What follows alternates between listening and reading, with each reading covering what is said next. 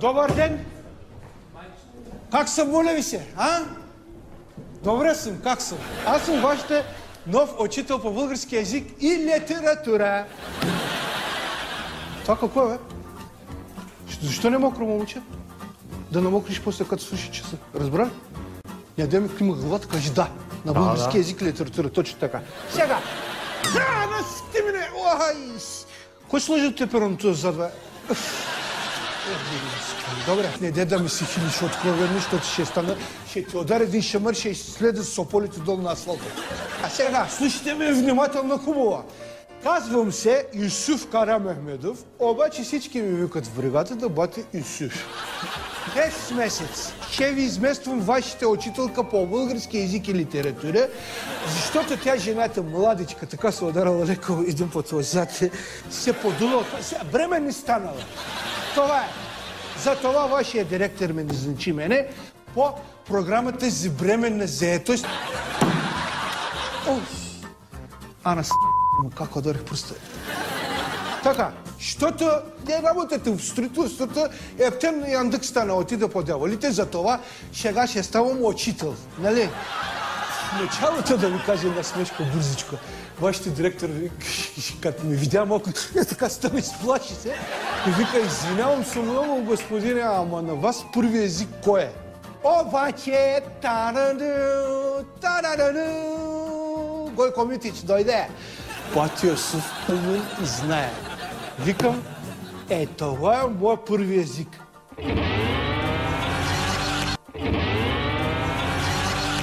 Защото аз друг не съм имал никога. Така, искам да ви кажа, че тест учебник по български език и литература аз въобще не съм чел. Защото този учебник е написан калпово. И аз калпово чета, затова не съм поглеждал въобще. Обаче, ходил съм на курс при Върчеда Алито. Не ме гледайте така, Алито много умен мъж, изключителен. Той е интелигентен човек и прочел на село в библиотеката абсолютно всички книги. Абсолютно. Няма майтап и двете ги е чел. Така, сега. Изваждайте тефтерите да пишете. Така. Малко киреч падна. Не стана така малко. Пише. В българския език има 3 чешите думи. Съществено, прилагателно и изчислително.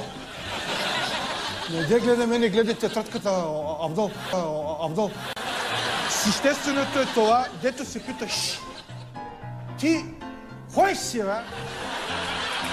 Така, прилагателното е, дето се пита, ти къв си, бе? Къв си, бе? И изчислителното, дето се пита, ти колко мастики изпи с нощи? Това е за днес. Останалото следващия час, защото Алито с нощи изпи 4 мастики на екс с половин праска обладовата и заспа. Господине, бат Юсуф. Кажи ми. Какво означават междуметия? Какво си междумел? Междуметия. На дъската. Кой дъска, бе? Междуметия. Сега, междуметие е това, като станеш така да погледнеш между чина, алчето дали мела, дали не мела, това е междуметие, разбрали? Така, сега, ставате всичките тихичко и се подреждате тука. Ще отивам да ви науча как се прави гипс картон. Защото от междуметие изчислително, прилагателно файда няма. Аз ще ви науча как си правиш папловка и гипс картон. Тихичка, директно, като да ни чуе.